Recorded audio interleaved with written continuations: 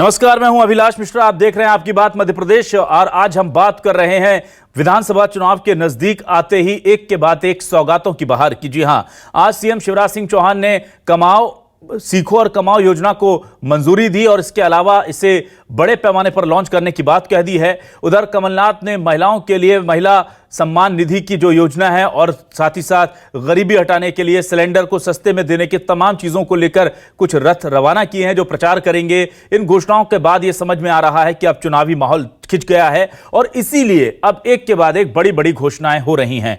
बहनों और महिलाओं के लिए सीएम शिवराज ने आज उसके बाद बेरोजगार युवाओं के लिए मुख्यमंत्री सीखो कमाओ योजना को मंजूरी दे दी है। इसमें खास बात यह है कि 12वीं पास से लेकर पोस्ट ग्रेजुएशन तक की डिग्री रखने वाले करीब 1 लाख युवाओं को ट्रेनिंग दी जाएगी और ट्रेनिंग के साथ 8 से 10 हजार रुपए तक का स्टाइपेंड दिया जाएगा। यह एक महत्वपूर्ण और बड़ी योजना है। कहा जा रहा है कि अगस्त से इसका पैसा मिलना शुरू हो जाएगा। उधर कमलनाथ ने भी कमर कस ली है और महिलाओं के लिए प्रचार रथ रवाना कर दिए जिसमें साफ तौर पर 4 बड़े वादे लिखे हैं। एक यह है कि 1500 रुपए हर महिला को दिया जाएगा, सिलेंडर 500 रुपए में दिया जाएगा, महंगाई को कम कर दिया जाएगा, सस्ती बिजली दी जाएगी और ओपीएस का लाभ हम आते ही सरकार में आपको देंगे। तो क्या वाकई में सिर्फ और सिर्फ जनता के भले के लिए दी जा रही हैं ये चुनावी सौगात? इसी पर करेंगे आज आपकी बात।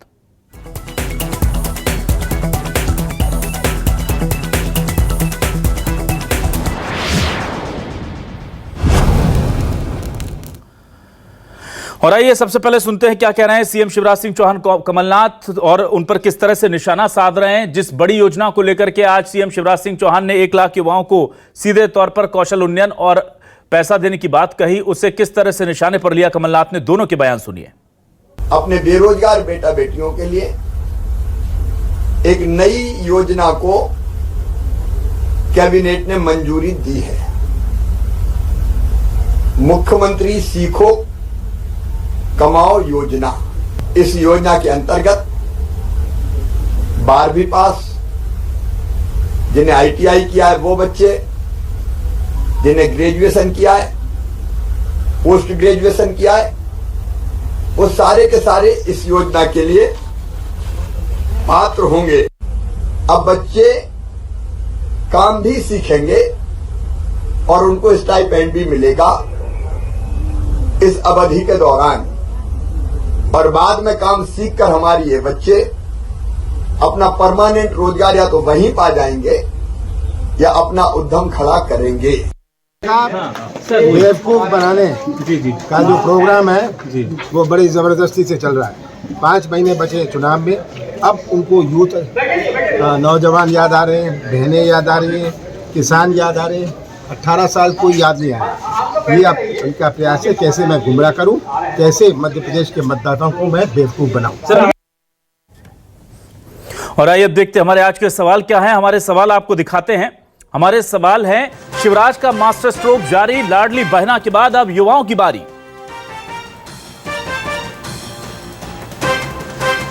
1 लाख युवा अब हजारों पाएंगे, 700 तरह के काम भी सीखेंगे और युवा पैसे भी कमाएंगे, यह कह रही है शिवराज सरकार। कमलनाथ ने महिलाओं पर फोकस किया, नारी सम्मान, सस्ती बिजली के वादों का रथ रवाना किया। एमपी में युवा और महिलाओं को साधने की जंग, बीजेपी कांग्रेस में कौन आएगा किसके संग, सबसे बड़ा सवाल यही है। जाहिर सी बात है कि इसे लेकर के बहुत सारे सवाल उठ रहे हैं।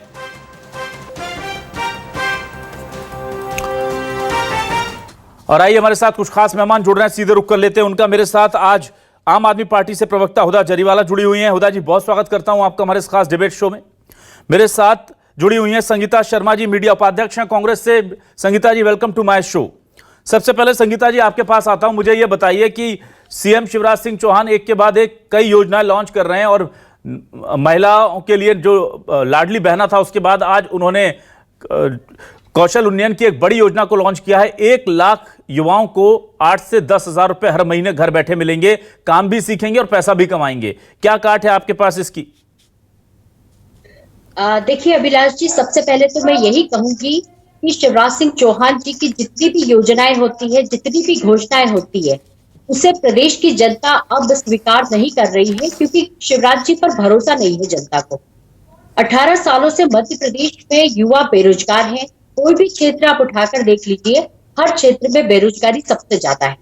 इन्होंने एक योजना शुरू की थी, युवा नीति बनाई थी, और उन्होंने कहा था कि इस युवा नीति के तहत हम सरकारी नौकरियां देंगे 1 लाख। इन्होंने आज तक नहीं दी।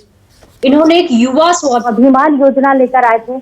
उस युवा स्वाभिमान योजना का क्या हर्ष है ये देखिए। इन्होंने अभी कौशल कमाई योजना शुरू की है, अब देखते हैं इसका क्या होगा। इन्होंने ग्लोबल स्किल पार्क बनाया था, आज तक वो पार्क मुझे तो कहीं नहीं दिखा, आपको दिखा होगा शायद। एक इन्होंने युवा इंटर्नशिप योजना तैयार की थी, उस योजना का अभी तक कुछ अता पता नहीं है। युवा स्वरोजगार योजना बनाई थी इन्होंने, उसका कोई पता नहीं है। फिर इन्होंने युवा बजट देने की बात कही थी और युवा आयोग का पुनर्गठन करने की बात कही थी। इन्होंने क्या किया है, केवल युवाओं के साथ छल कपट और धोखा किया है। हर बार युवाओं को एक लॉलीपॉप दे दिया जाता है कि हम रोजगार देंगे। आप देखिए शिक्षा जगत में बेरोजगारी सबसे ज्यादा है। वैकेंट पद होने के बाद भी नौकरियां नहीं दे रहे हैं। पशु चिकित्सकों के सबसे ज्यादा पद रिक्त हैं, वहां नौकरियां नहीं दी जा रही है। संविदा शिक्षक इनके यहाँ आकर रोज धरने प्रदर्शन करते हैं। तो मध्य प्रदेश के हालात ऐसे हो चुके हैं कि केवल देश के प्रधानमंत्री कहते हैं 2 करोड़ रोजगार दूंगा और मध्य प्रदेश के मुख्यमंत्री शिवराज जी कहते हैं 1 लाख रोजगार दूंगा। भाई मैं समझना चाहती हूँ कि 1 लाख रोजगार देने वाले 100 रोजगार देकर दिखा दें, 2 करोड़ रोजगार देने वाले केवल 10,000 रोजगार देकर दिखा दें। तो मध्य प्रदेश की जनता को इन्होंने क्या समझ के रखा है कि केवल हम योजनाएं बनाएंगे, तरह तरह के उनके नाम रखेंगे। अभी तो बड़ा अच्छा सा नाम रखा है कि कमाई भी साथ में और रोजगार भी, हम 8,000 रुपए देंगे। तो ये कहां से आप 8,000 लेकर आएंगे? आप पहले कमीशन खोरी बंद कीजिए, भ्रष्टाचार बंद कीजिए। आप जनता को ये पैसा देंगे कहां से, रोजगार देंगे कहां से? जनता का भरोसा नहीं है इनके ऊपर। अब विश्वास की बात हो रही है। कमलनाथ जी ने कहा है कि ये जो चुनाव होगा ये विश्वास पर होगा। उन्होंने 15 महीने की सरकार में करके दिखाया किस तरीके से उन्होंने किसानों को विश्वास जताया, महिलाओं पर विश्वास जताया और आप बेरोजगार युवाओं पर विश्वास जताया। उन्होंने बताया कि किस तरीके से मैं अपना कार्य कर सकता हूं। पर भाजपा ने सरकार इसलिए नहीं चलने दी क्योंकि उन्हें मालूम था कि यदि कमलनाथ जी को टाइम से नहीं हटाया तो ये 15 साल सरकार चलेगी। और बस इसी डर की वजह से इन्होंने खरीद फरोख्त कर लिया। परंतु आज भी मध्य प्रदेश की जनता ने मन बनाकर रखा है कि कमलनाथ जी को मुख्यमंत्री बनाना है, मध्य प्रदेश के आर्थिक हालात सुधारना है और मध्य प्रदेश को जो 18 साल पीछे भारतीय जनता पार्टी की सरकार ने किया है उसे वापस लेकर आना है। क्योंकि अब भारतीय जनता पार्टी के प्रवक्ता झूठ बोलना शुरू करेंगे क्योंकि इनको ट्रेनिंग दे दी जाती है कि आप केवल झूठ बोलिए।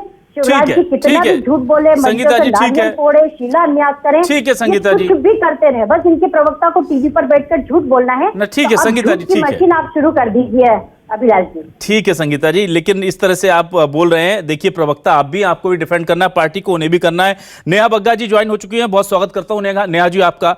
नेहा जी आपसे मैं जानना चाहता हूं, ये इतना जो कहते हैं ना कि बिल्कुल नेक टू नेक फाइट चल रही है कि हम ये दे देंगे, हम वो दे देंगे, उसके लिए तो जो हुदा जी बैठी हुई है इनकी पार्टी जानी जाती थी सौगातों के लिए। और मुझे याद पड़ रहा है, अगर मेरी याददाश्त ठीक है, तो कुछ समय पहले तक तो पीएम मोदी कह रहे थे कि फ्रीवीज दे देंगे, फ्रीवीज की चीजें देने से इकोनॉमी बर्बाद हो जाएगी, देश की आर्थिक सेहत बिगड़ जाएगी। और अब आप कर्नाटक से लेकर मध्य प्रदेश तक जो फ्रीवीज की आप लोगों ने बौछार लगाई है, तो क्या ये मोदी जी की राय पसंद नहीं आ रही है, मजबूरी है क्योंकि कांग्रेस और आम आदमी पार्टी इस पर आ गए इसलिए?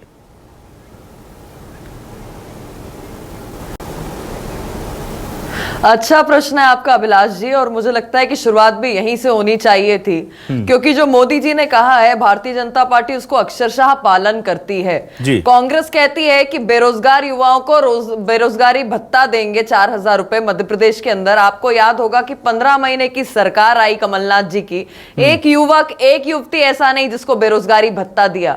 वहीं पर शिवराज जी युवा नीति लेकर आते हैं जिसमें वो कहते हैं लर्न एंड अर्न। ये नहीं कि आपको घर बैठे पैसा पकड़ा दिया, आपके पास कोई स्किल डेवलपमेंट के कोई आपके पास ऑप्शंस नहीं है, आपके पास कोई ट्रेनिंग प्रोग्राम नहीं है, तो यहाँ पर सीखो और कमाओ की बात की है मुख्यमंत्री जी ने।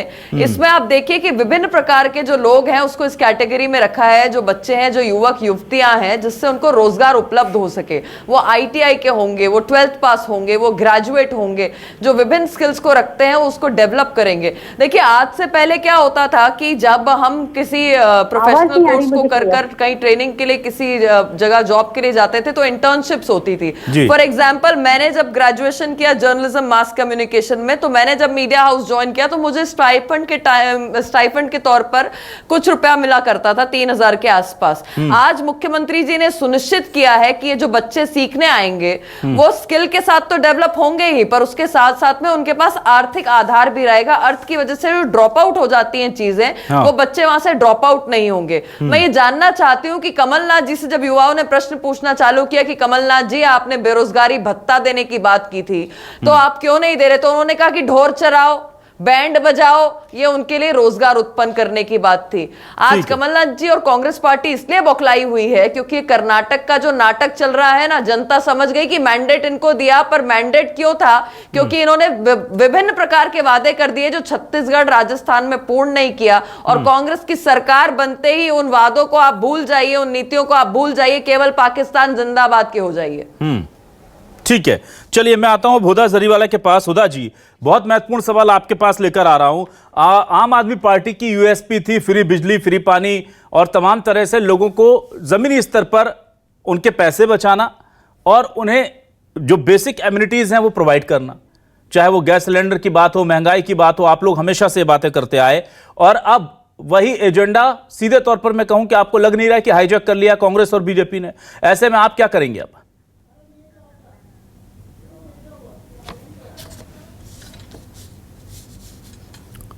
हेलो जी, अच्छा, हमारे साथ इस वक्त डॉक्टर रेणु यादव जुड़ी हुई हैं। डॉक्टर रेणु, आपसे आपके पास मैं सवाल लेकर आता हूं। हुदा जी अभी हमारे साथ जुड़ी नहीं है। डॉक्टर रेणु, आपसे मेरा सवाल है, क्या आपको लगता है कि इस तरह की जो योजनाएं चल रही हैं ये समाज को संबल प्रदान करती हैं, भले ही नाम इनका संबल है, या जिस तरह से आपको लगता है चुनाव से ठीक 3-4 महीने पहले इन लोगों को याद आ जाता है कि हमारे लिए लाडली बहना भी है, हमारे लिए युवाओं को रोजगार देना भी जरूरी है, हमें महिलाओं का, नारियों का सम्मान भी करना है, ये सारी दिव्य दृष्टि इन्हें चुनाव से जो 3-4 महीने पहले मिल रही है, ये सिर्फ चुनावी इसके चश्मा लगा करके देख रहे हैं, या आपको लग रहा नहीं ये हृदय परिवर्तन हो गया है और अब समाज के लिए इतनी संवेदनशीलता आ गई है तमाम पार्टियों में?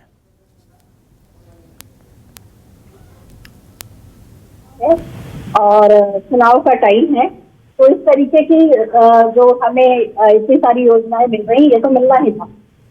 अभी सिर्फ मैं इनसे जो योजनाएं हैं उनसे थोड़ी सी बात बोलना चाहूंगी। लर्न एंड अर्न युवाओं के लिए, महिलाओं के लिए उनके वो घर बैठे 1,000 उनके घर पहुंच जाएगा, तो महिलाओं के लिए लर्न एंड अर्न क्यों नहीं?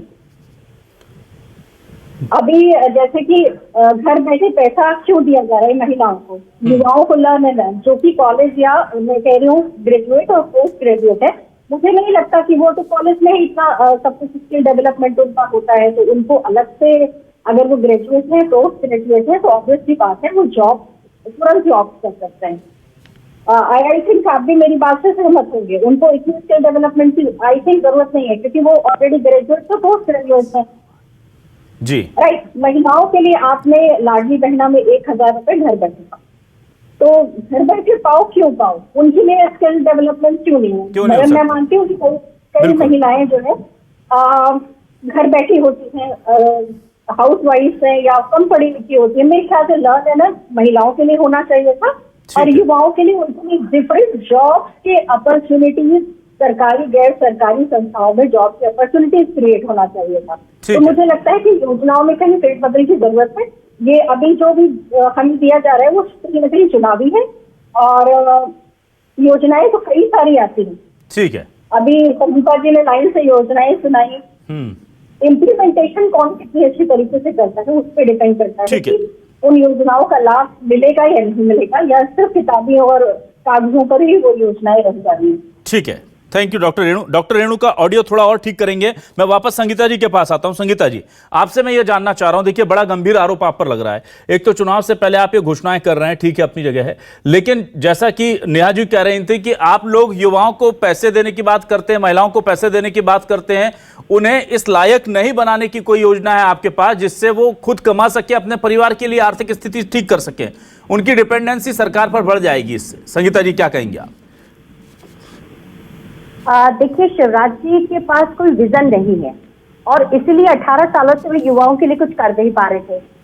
जब कमलनाथ जी आए, उन्होंने विजन तैयार किया, युवाओं को रोजगार देने की बात कही, उन्होंने रोजगार के माध्यम से 4,000 रुपए स्टाइपेंड देने की बात की, इनकी सरकार को बने 3 साल हो गया, इन्होंने 3 साल से उस योजना को आगे क्यों नहीं बढ़ाया? सवाल नंबर 1। दूसरा, ये इन्वेस्टर सबमिट करते हैं, करोड़ों रुपया सरकार का बहा देते हैं पानी की तरह। इनसे पूछिए 18 सालों में कितने ग्लोबल इन्वेस्टर सबमिट करवाए, कितना इवेंट पर पैसा खर्च किया और कितने युवाओं को उद्योग लगे और रोजगार मिला। ये जनता से झूठ बोल बोलकर 3 से 4 बार सरकार बना चुके हैं और मध्य प्रदेश का युवा पहचान गया है कि यह कभी इन्वेस्टर सबमिट करते हैं, कभी योजनाओं के नाम तरह तरह के बना के उसका प्रचार प्रसार करते हैं, विज्ञापन करते हैं। शिवराज सिंह चौहान जी बड़े बड़े मंचों से चिल्ला चिल्ला कर बोलते मैं हूं ना तुम्हारा भाई। अब मुझे लगता है कि शिवराज जी से जनता बोर हो गई है, शिवराज जी से युवा नाराज है, महिलाओं को सुरक्षा दे नहीं पा रहे हैं, प्रदेश के हालात गंभीर हैं। आप ऐसी स्थिति जब प्रदेश की हो जाती है और फिर आप है ना चुनाव के वक्त फिर वादे करने आ जाते हैं, फिर झूठी घोषणाएं करने के लिए आ जाते हैं। मतलब शर्म को भी शर्म आ जाए जब शिवराज जी की बयान सुने तो इसलिए शर्मिंदा करने वाले हैं कि घोषणाएं झूठ एक के बाद एक के बाद एक ऐसी घोषणाएं करते हैं कि जनता को क्या मूर्ख समझ के रखा है शिवराज जी आपने, जो आप इतनी सारी योजनाएं लेके लेकिन आते संगीता हैं, जी उन सवाल योजनाओं संगीता पे जी मेरा implement सवाल नहीं ये कर था सकते। कि आपके पास ऐसी मैं यही योजनाओं की बता क्यों कमी है जो लोगों को आत्मनिर्भर बना सके? मेरा सवाल ये था। देखिए, मैं यही बिल्कुल आपका सवाल, उसका बहुत अच्छा आपने सवाल पूछा मुझसे, इसका जवाब मैं देने की इच्छा भी रख रही थी जी। अभिलाष जी, कमलनाथ जी विजन वाले नेता है और उन्होंने छिंदवाड़ा के अंदर जो करके दिखाया, जो बच्चा बिल्कुल पढ़ा लिखा नहीं था, जो 5वीं पास था, जो 8वीं पास था, जो 10वीं पास था, उन सब के लिए रोजगार निर्मित किए उन्होंने उनकी योग्यता के आधार पर। आज मध्य प्रदेश में हम शिवराज जी जैसी झूठी घोषणाएं तैयार नहीं करते हैं, झूठी योजनाएं नहीं बनाते हैं। कमलनाथ जी ने कहा था, उन्होंने एक इन्वेस्टर सबमिट किया था और उन्होंने कितने उद्योगपतियों से बात की थी और कितने उद्योगपतियों ने उन पर विश्वास जताया था। शिवराज जी 3 इन्वेस्टर सबमिट कर चुके, कहाँ उन पर विश्वास किया, कहाँ रोजगार स्थापित हुए, कहाँ है वो रोजगार पार्क? तो ये झूठे वादे, झूठी घोषणा ये अब जनता नहीं सहने वाली है। 18 में इनको जवाब दिया था, अब 23 में फिर जवाब इनको मिलने वाला है।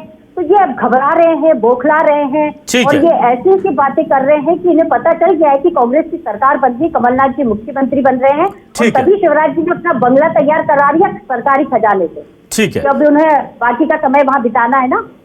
ठीक है, चलिए मैं आता हूं नेहा जी के पास।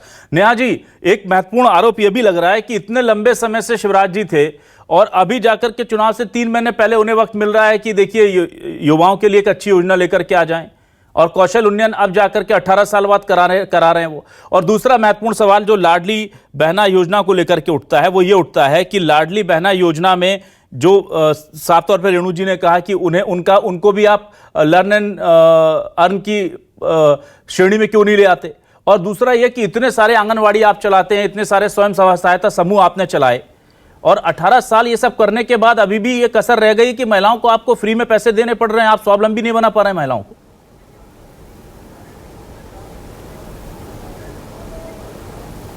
अभिलाष जी, मैं आपके इन तीनों सवालों का जवाब दूंगी और मुझे लगता है कि आपने जो कांग्रेस की प्रवक्ता से सवाल पूछा था कि स्किल डेवलप्ड क्यों नहीं रखा रोजगार आपने युवाओं के लिए बजाय पैसा देने के, केवल आप क्या उन्हें निकम्मा बनाना चाहते हैं? आपका सवाल उन्हें शायद समझ नहीं आया क्योंकि वो केवल शिवराज जी और भारतीय जनता पार्टी के काम गिनाने लग गई। उनके पास कांग्रेस की उपलब्धि के लिए एक नहीं था कि स्किल डेवलपमेंट के लिए विजन क्या है। बहुत बड़ा विजनधारी बताया उन्होंने कमलनाथ जी को, पर कौन सा विजन, क्या स्किल डेवलपमेंट करवाया, कौन से क्षेत्र के युवाओं को कराया, किस क्षेत्र में भेजा, कहां पर उनको रोजगार मिले?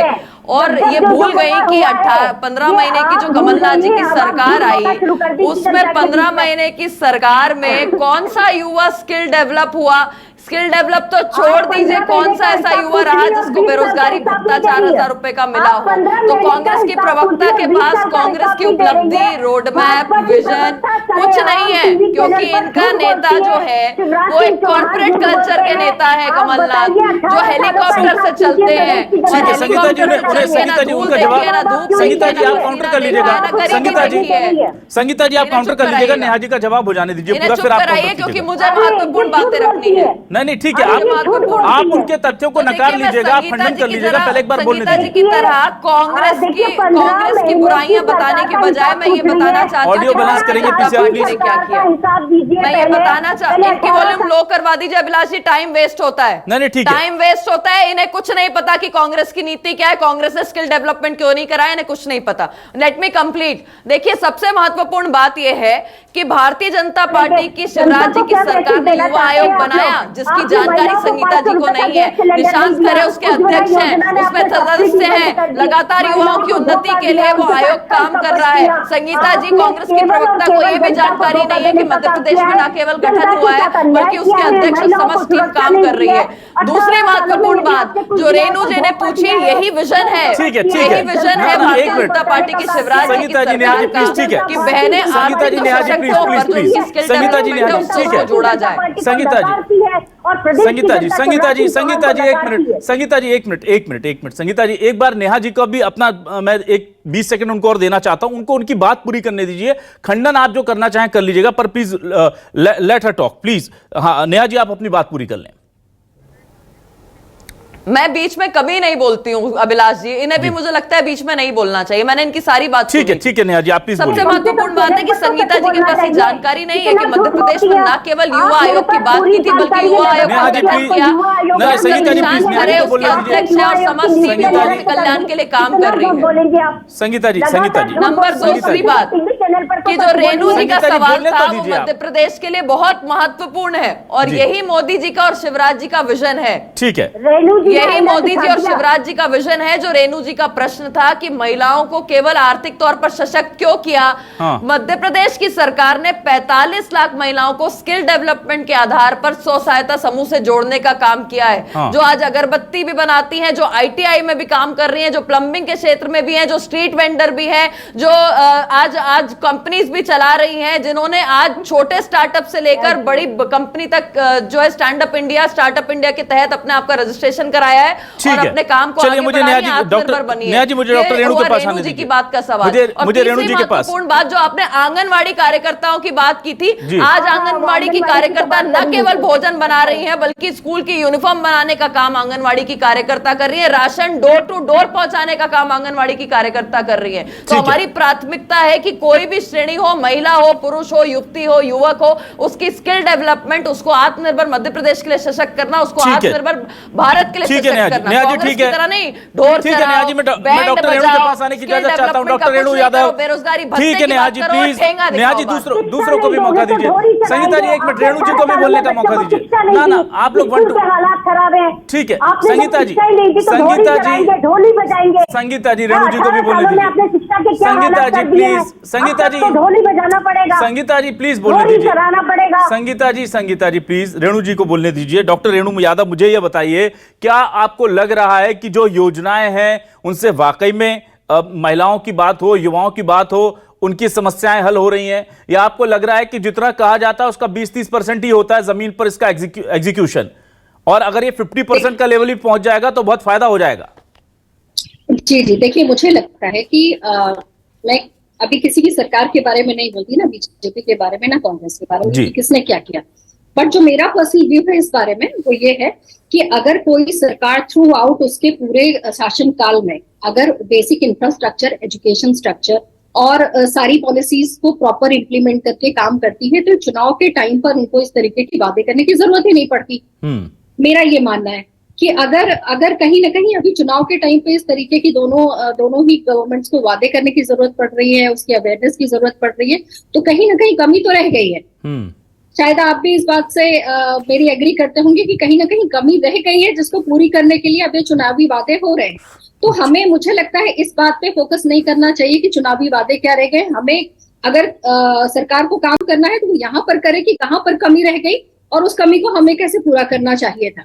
तो मुझे लगता है कहीं ना कहीं कमी है, कहीं ना कहीं सरकारें अपने जो प्लान्स बनाए या जो अपने स्कीम्स बनाई उसके इम्प्लीमेंटेशन करने में कहीं ना कहीं कमी हुई है, कहीं ना कहीं चूक हुई है, तभी इलेक्शन के टाइम पे इस तरीके की स्ट्रैटेजीज को दोनों सरकारों को अपनाने की जरूरत पड़ रही है। ठीक है, तो मुझे लगता है कि आप भी कहीं ना कहीं इस बात से एग्री कर रहे हो। बिल्कुल, देखिए जाहिर सी बात है, ये चीजें तो बहुत स्पष्ट हैं कि जितनी बातें महिलाओं के लिए, युवाओं के लिए दोनों ही पार्टियां कर रही हैं, अगर वो एग्जीक्यूट हो रही होती तो आज इनके घोषणा पत्रों में, इनके बड़े बड़े कार्यक्रमों में इन चीजों की जरूरत नहीं पड़ती। लेकिन हां, यह बात भी जरूरी है कि अगर ये काम पूरे नहीं हो पाए हैं तो ये लोग नहीं करेंगे तो कौन करेगा, और चुनाव से पहले नहीं बताएंगे कि हम क्या करेंगे तब कब बताएंगे। पर यही चीजें हैं कि जो योजनाएं जिस तरह से बताई जाती हैं, इश्तिहारों में, विज्ञापनों में जिस तरह से चमकाई जाती हैं, क्या जमीनी स्तर पर उतनी उतर पाती हैं? क्या वाकई में महिलाओं का उत्थान, सशक्तिकरण हो रहा है? क्या वाकई में युवाओं का कौशल उन्नयन हो रहा है? क्योंकि कौशल उन्नयन देश के लिए एक ऐसा शब्द है जिसने रोजगार के कॉम्प्लीमेंट के तौर पर इस चीज का जन्म हुआ था। लेकिन अब हम देखते हैं कि जब कुछ नहीं दे पाओ तो इन्हें स्किल ट्रेनिंग दे दो और इसके बाद नमस्ते कर लो। अब इस स्किल ट्रेनिंग के साथ कुछ वजीफा भी जुड़ा है। देखते हैं कि इससे युवाओं की तकदीर और देश की तस्वीर कितनी बदलती है, प्रदेश की तस्वीर कितनी बदलती है। बहुत बहुत शुक्रिया नेहा बग्गा जी, संगीता जी मेरे साथ जुड़ने के लिए, डॉक्टर रेणु यादव, आप तीनों मेहमानों का मेरे साथ जुड़ने के लिए शुक्रिया। नमस्कार।